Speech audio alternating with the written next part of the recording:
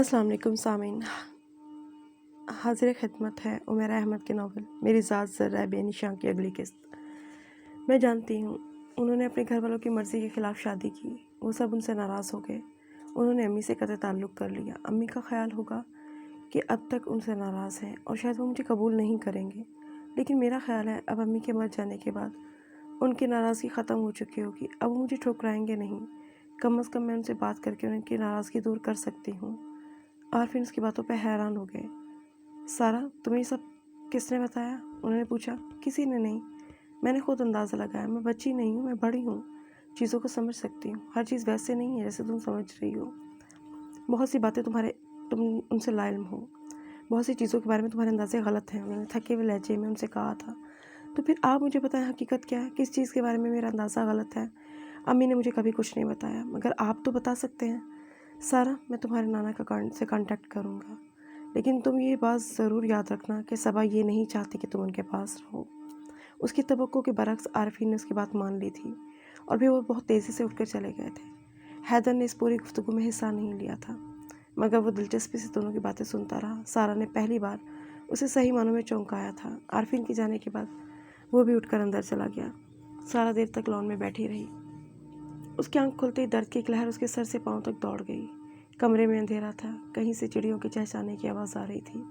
वो कालीन पर लेटी हुई थी। उसने आहिस्ता आहिस्ता उठने की कोशिश की।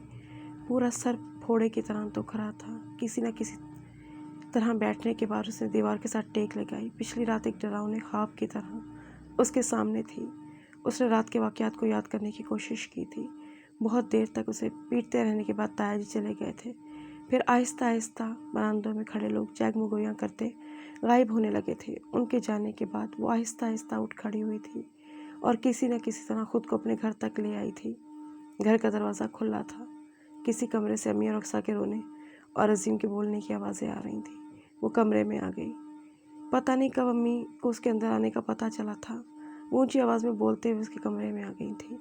मुंह काला करने के बाद, यहाँ क्या लेने आई हो? बेगैरत, जाओ कहीं जाकर डूब के मर जाओ। मुंह काला नहीं किया, आप सब ने मिलकर कर दिया। आरफीन को आने दें, सबको पता चल जाएगा सच्चा कौन है और झूठा कौन। हाँ आएगा आरफीन, ज़रूर आएगा, तुम्हारे मुंह पर थूकने, तलाक के कागजात तुम्हारे मुंह पे मारने। सबा, तू तो मेरे घर के लिए सांप से बढ़कर भी जहरीली साबित हो गई। मैंने पैदा होते ही तेरा गला क्यों ना घोंट दिया? घोंट तो दिया है अम्मी, चंद घंटे पहले। सब ने मिलकर मेरा गला ही तो घोंटा है। अब बच्चा क्या है जिसका वाबेला कर रही हैं?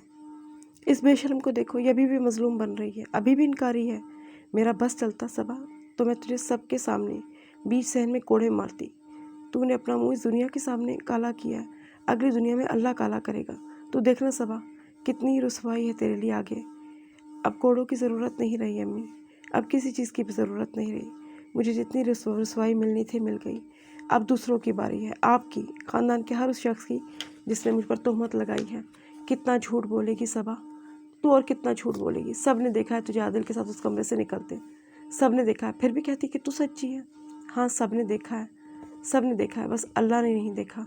तुम लोगों का देखना ना देखना बराबर है। लोगों के देखने ना देखने से फ़र्क नहीं पड़ता मुझे। वो बेसाख्ता चिल्लाने लगी थी। अक्सा अम्मी को इसके कमरे में ले गई। फिर कोई इसके कमरे में नहीं आया। उसे याद नहीं किस वक्त उसकी आंख लग गई। अब सुबह हो चुकी थी, कमरे में अंधेरा था। वो पर्दे खींच कर इस अंधेरे को ख़त्म करना चाहती थी। उसे अब सिर्फ आरफीन का इंतज़ार था। सिर्फ वो था जो अब उसकी ज़िंदगी का फ़ैसला कर सकता था। उसे यकीन था वो उस पर एतबार करेगा, उसे गुनहगार नहीं समझेगा। वो इसी शाम आ गया था।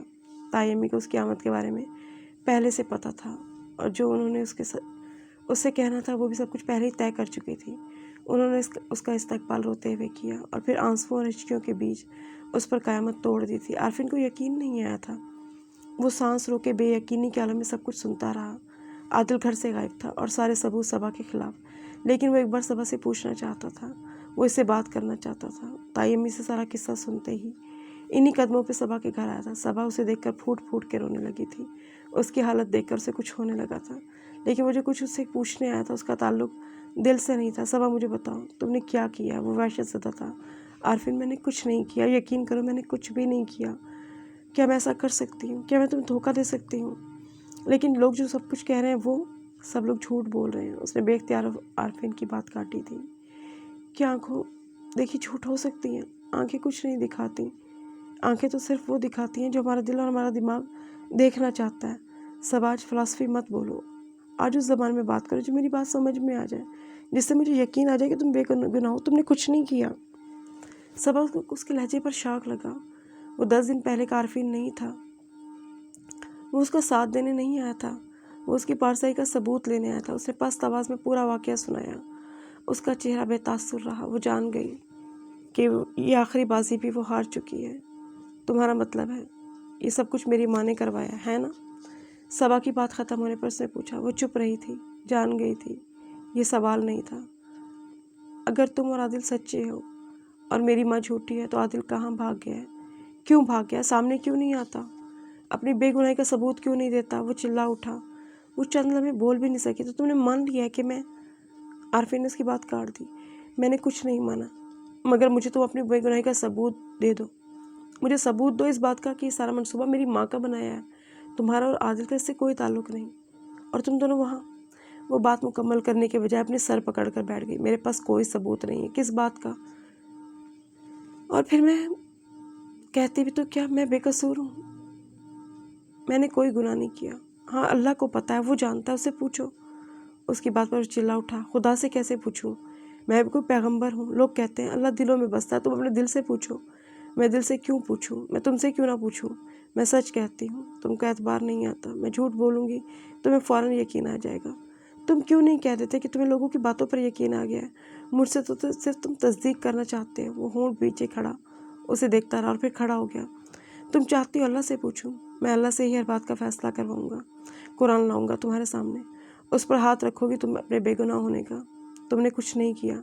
अगर फ़ैसला कुरान पर ही होना है तो अपनी माँ को भी लाओ।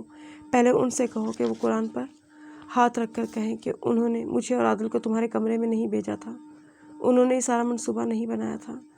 अगर वो कुरान पर हाथ रख कर ये सब कह देंगी तो फिर भी सहन के बीचों बीच इसी तरह जूते मारे जाएं जैसे तुम्हारे बाप ने मुझे मारा।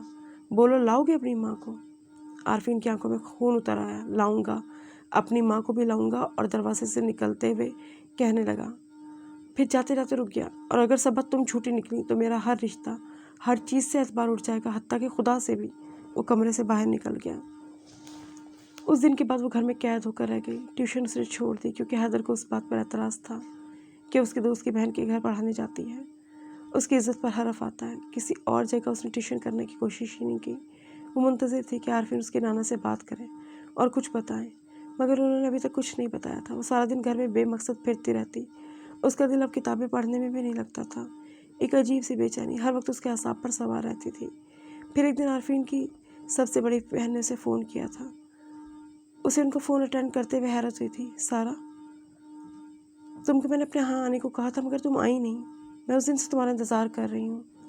उसके सलाम के जवाब देते उन्होंने शिकवा किया था। उसे उनकी बात पर खुशगवार हैरत हुई थी। आंटी, मैं आना चाहती हूँ लेकिन मुझे आपके घर का नहीं पता। अकेले मैं कैसे आ सकती हूँ? घर का क्या मसला है? तुम हैदर से कहो तुम्हें छोड़ देगा। वो उनकी बात पर खामोश हुई थी। मैं किसी दिन आपकी तरफ आऊँगी। किसी दिन नहीं, कल मैं तुम्हारा इंतज़ार करूँगी। तुमने ज़रूर आना है। उन्होंने इस कदर इसरार किया कि उसने हामी भर ली। रात के खाने पर उसने आरफीन से इस बात का जिक्र किया। वो खामोशी से खाना खाते रहे और जब उसे यकीन हो गया कि उन्होंने उसकी बात सुनी ही नहीं तो वो बोल उठे थे, ठीक है चली जाना, हैदर तुम्हें छोड़ आएगा। लेकिन पापा, मुझे तो सुबह ऑफिस जाना है, मैं कैसे छोड़ सकता हूँ इन्हें? हैदर पानी पीते पीते रुक गया। तुम ऑफिस जाते हुए से छोड़ आना और लंच आवर में से घर वापस छोड़ देना। आरफीन अब्बास ने जैसे खुद ही प्रोग्राम सेट कर दिया। हैदर खामोश हो गया। खाना ख़त्म करने के बाद उसने जाते जाते कहा था, आप सुबह 8:30 बजे तैयार हो जाइएगा। उसने सर हिला दिया। वो सुबह 8:30 बजे तैयार होकर नीचे आ गया था। सारा नाश्ते से फारिग होकर उसका इंतज़ार करी थी। चलें? उसने सारा को देखते ही पूछा था। आप नाश्ता नहीं करेंगे? नहीं, हैदर ने घड़ी देखते हुए कहा। उसके पीछे चलती हुई लाउंज के दरवाजे की तरफ आ गई। हैदर ने लाउंज का दरवाज़ा खोला और ख़ुद बाहर निकलने के बजाय उसे बाहर निकलने का इशारा किया। सारा कदर हैरत से उसके पास से गुजरते हुए उसे देखा था। उसके बाहर निकलने के बाद हैदर बाहर आ गया था। सारा लाशऊरी तौर पर गाड़ी के पिछले दरवाजे के पास आकर खड़ी हुई, मगर हैदर ने गाड़ी का अंदर बैठते ही फ्रंट सीट का दरवाज़ा खोल दिया था और बुलंद आवाज़ में कहा था, मैंने आपको पहले भी बताया था मैं आपका ड्राइवर नहीं हूँ।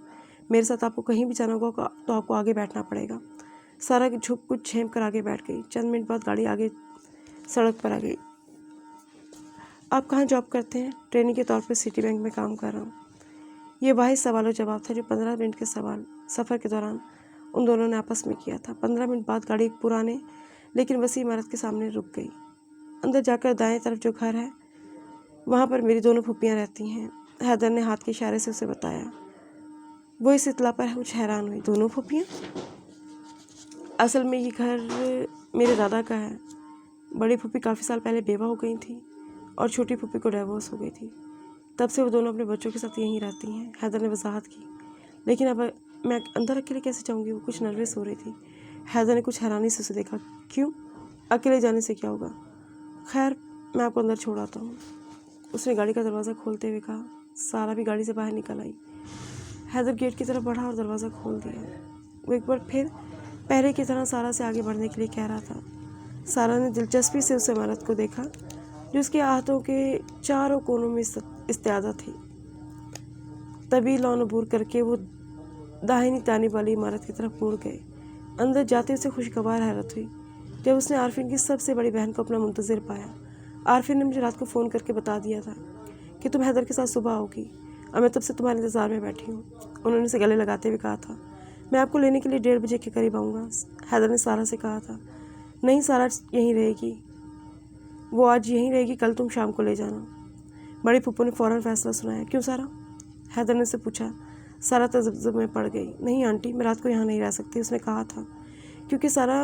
کیوں سارا تم رات کو یہاں کیوں نہیں رہ سکتی؟ تم جانتی ہو میں آج تمہیں صبا کا گھر بھی دکھاؤں گی۔ امی کا گھر؟ سارا کو یقین نہیں آیا۔ ہاں، تمہاری امی کا گھر یہ ساتھ ہی تو ہے۔ انہوں نے سارا کا اشتیاق بڑھا دیا۔ ٹھیک ہے، آپ آج مجھے لینے نہ آئیں، میں کل آ جاؤں گی۔ اس نے فوراً حیدر کو اپنا فیصلہ سنا دیا۔ اچھا پھوپھو، میں اب چلتا ہوں، حیدر نے گھڑی دیکھتے ہوئے کہا تھا۔ ارے اتنی جلدی؟ بیٹھو، چائے پی کر جاؤ، انہوں نے اسے روکنے کی کوشش کی تھی۔ نہیں پھوپھو، مجھے آفس سے دیر ہو رہی ہے، کل شام کو آؤں گا تب چائے پی کر جاؤں گا، اس وقت نہیں، وہ خدا حافظ کہہ کر چلا گیا۔ وہ اس وقت چائے پی رہی تھی جب عارفین کی دوسری بہن اوپر آ گئی۔ وہ بھی اس سے بڑی محبت سے ملی۔ چائے پلانے کے بعد بڑی پھوپھو اسے لے کر باقی دونوں کے گھروں میں بھی گئیں۔ کہیں بھی سارا کو یہ نہیں لگا کہ کوئی اس کی امی سے ناراض ہے۔ ہر جگہ اس کی امی کا ذکر بڑی محبت سے کیا گیا۔ پتہ نہیں امی آپ کو یہ غلط فہمی کیوں ہو گئی تھی کہ واپس آنے پر لوگ آپ کو قبول نہیں کریں گے؟ یہاں پر تو سب آپ کی غلطی کو بھول چکے ہیں۔ آپ اپنی زندگی میں ایک بار یہاں کر دیکھتی تو صحیح۔ وہ بار بار یہی سوچ رہی تھی۔ یہ مجھ سے اتنی محبت کا اظہار کر رہے ہیں تو کیا امی سے محبت نہیں کرتے ہوں گے؟ کیا پتہ کیوں انہوں نے غلط فہمی میں اپنی زندگی برباد کر لی۔ وہ اب ماں سے بدگمان ہو رہی تھی۔ دوپہر کے کھانے کے بعد بڑی پھوپھو اسے اس کی امی کے گھر لے کر گئیں۔ تمہاری نانی اور خالہ امریکہ جاتے ہوئے اس گھر کو بیچ دینا چاہتے تھے، تب ابا نے انہیں منع کر دیا۔ بعد میں بات کرتے کرتے پتہ نہیں کیوں پھوپھو کی زبان لڑکھڑا گئی۔ بعد میں تمہارے نانا نے اس گھر کو بیچنے پر اصرار کیا تو عارفین نے ایک گھر خرید لیا، تب سے اب تک یہ بند ہے۔ وہ یہاں کسی کو نہیں رہنے دیتا، نہ ہی خود کبھی یہاں آتا ہے۔ اس کی چابیاں میرے پاس ہیں، اسے ہر ہفتے کھلوا کر صاف کرواتی ہوں۔ پھوپھو نے دروازے کا تالا کھولا۔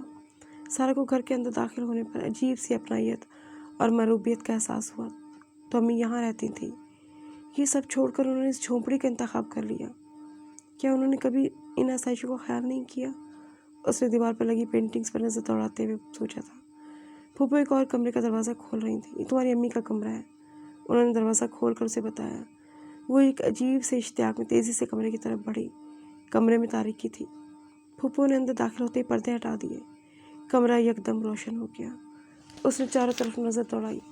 جو پہلی چیز اس کی نظر میں آئی وہ ایک بہت وزنی سی اسٹڈی ٹیبل تھی۔ اس کے پاس دیوار پہ لگے ہوئے ریکس میں بکس کی لمبی قطاریں۔ وہ کچھ بے اختیار سی ہو کر کتابوں کی طرف گئی۔ کتابوں پر نظر ڈالتے اس نے مڑ کر پھوپھو سے پوچھا، امی نے کتنی تعلیم حاصل کی تھی؟ وہ یونیورسٹی میں پڑھتی تھی، انگلش میں ایم اے کر رہی تھی۔ پھر بس اس نے سب چھوڑ دیا۔ پھوپھو یکدم کچھ افسردہ سی ہو گئی۔ اس کے سر پر جیسے کوئی پہاڑ آن گرا۔ ایم اے انگلش، اور ساری عمر وہ فیکٹری میں 2000 روپے کے ویسٹ پیکنگ کا کام کرتی رہی۔ اس کی الجھن بڑھتی جا رہی تھی۔ جب وہ اپنی امی کو فرینچ بولتے سنتی تھی تو اس کا خیال تھا کہ انہوں نے اپنے کسی رشتہ دار سے یہ زبان سیکھی ہے۔ وہ جانتی تھی کہ وہ پڑھی لکھی ہیں، لیکن ان کی حلیے سے اسے کبھی بھی اندازہ نہیں ہوا تھا کہ وہ کبھی یونیورسٹی میں پڑھتی رہی ہوں گی۔ रैक्स में हर तरह की किताबें थी, शेक्सपियर के ड्रामों से लेके वारिस शाह की हीर तक, हार्डी के से लेके मोपासवां की कहानियों तक। वहाँ हर किस्म की किताबें थी। वो कुछ अफसरदगी से किताबों को देखते रही। अम्मी ने यूनिवर्सिटी क्यों छोड़ दी? एक बार फिर उसने मुड़कर पप्पू से सवाल किया। उन्होंने नज़रें चुरा लीं। पता नहीं। उसे अपने सवाल का जवाब खुद ही मिल गया। वहाँ उनकी मुलाकात अब्बू से हो गई होगी और फिर उन्होंने सब कुछ छोड़ दिया। उसने सोचा था। वो स्टडी टेबल की कुर्सी पर बैठ गई थी। स्टडी टेबल के गिर्द हल्की हल्की मट्टी की तह थी। उसने अपने हाथों से साफ करना शुरू कर दी थी। फिर उसने स्टडी टेबल के दराज खोलना शुरू कर दी थे। वो लॉक नहीं थे और अंदर कार्ड खतूत का एक ढेर था। फूफो, अगर आप जाना चाहें तो चली जाएं, मैं ठहरना चाहती हूँ, उसने उनसे कहा था। वो कुछ हिचकिचाई थी। तुम्हें अकेले डर नहीं लगेगा? उन्होंने पूछा था। डर किस बात का? उसने हैरानी से पूछा। फूफो का चेहरा धुआं धुआं हो गया। हाँ, अब किसका डर होगा? वो बड़बड़ाई थी और कमरे से निकल गई थी। वो कुछ ना समझने वाले अंदाज में उठी, उन्हें जाते देखती रही, फिर बैठ गई। फिर वो दोबारा खतूत और कार्ड्स वाली दराज की तरफ मुतवज्जो हो गई। ज़्यादातर कार्ड्स और खतूत फ्रेंच में लिखे हुए थे और लिखने वाले का नाम पढ़कर चंद लम्हों के लिए साकित हो गई थी। वो खतूत कार्ड आरफिन अब्बास ने लिखे थे। अम्मी ने फ़्रेंच किसके लिए और किससे सीखी होगी? आरफिन अब्बास से मिलने के बाद ही राज उनके लिए राज नहीं रहा था, मगर उसे ये तवक्को नहीं थी कि इन दोनों के दरमियान बाकायदा ख़त व किताबत भी होती थी। उसने एक ख़त पढ़ना शुरू किया। काफ़ी इंतहाई कागज़ बोसीदा हो चुका था और बाज़ जगह से स्याही बेगायब हो चुकी थी। बारी बारी उसने सारे खतूत पढ़ना शुरू किए। एक ख़त की कुछ लाइनें पढ़कर वो साकित हो गई थी। तुमने अपने ख़त में जो लिखा है बिल्कुल ठीक लिखा है। मैं भी रुखसती पर निकाह जैसा हंगामा नहीं चाहता। पता नहीं हमारे यहाँ शादी जैसे ज़ाती मामलात को इतना बड़ा हंगामा और तमाशा क्यों बना दिया जाता है। बहरहाल तुम्हें फ़िक्र करने की ज़रूरत नहीं।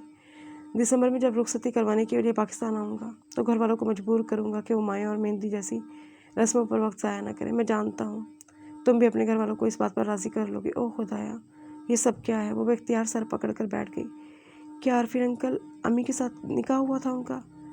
फिर मेरे अब्बू बीच में कहाँ से आ गए? उसने ख़त पर तारीख देखने की कोशिश की। वो ख़त उसकी पैदाइश से 1.5 साल पहले का था। क्या मैंने निकाह हो जाने के बावजूद आरफिन अंकल को धोखा दिया था? वो कुछ समझ नहीं पाई थी।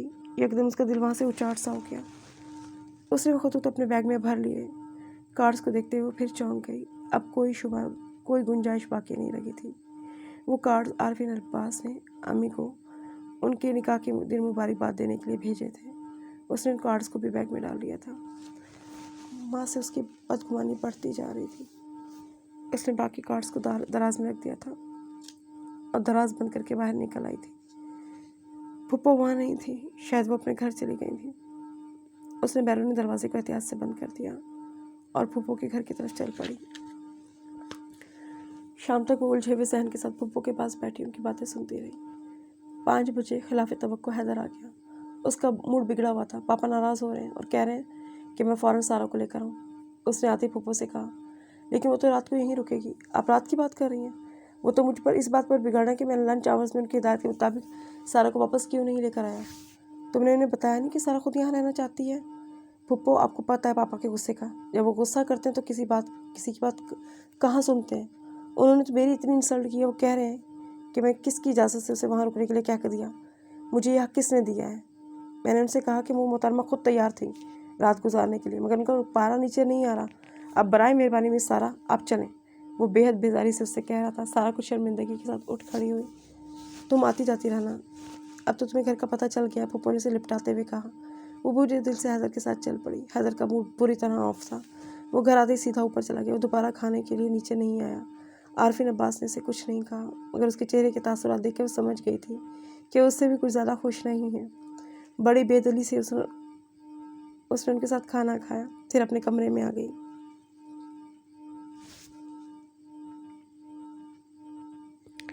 सबा को यकीन था कि ताई कभी कुरान पर हाथ रखकर झूठ नहीं बोलेंगी। आरफिन अपने माँ बाप को ले आया था। दोनों ताया भी आ गए थे। सबा के कमरे में कभी इतने लोग नहीं थे। हर चेहरे पर तनाव था। वो उठकर वज़ू करने चली गई थी। बहते आंसुओं के साथ उन्होंने वज़ू किया था। फिर चेहरा और आंखें खुश्क करके कमरे में आ गई थी। कमरे में मुकम्मल खामोशी थी, यूँ जैसे सब लोग कुव्वत गोयाई से महरूम हो चुके थे। उसे आरफिन पर तरस आने लगा था। जब उसकी माँ कुरान पर हाथ नहीं रखेगी तो आरफिन का क्या हाल होगा? वो क्या करेगा? اس نے عارفین کو دیکھتے ہوئے سوچا، پھر اس نے تائی کا چہرہ دیکھنے کی کوشش کی۔ ان کے چہرے پر کوئی تاثر نہیں تھا، وہ بس سر جھکائے بیٹھی تھی۔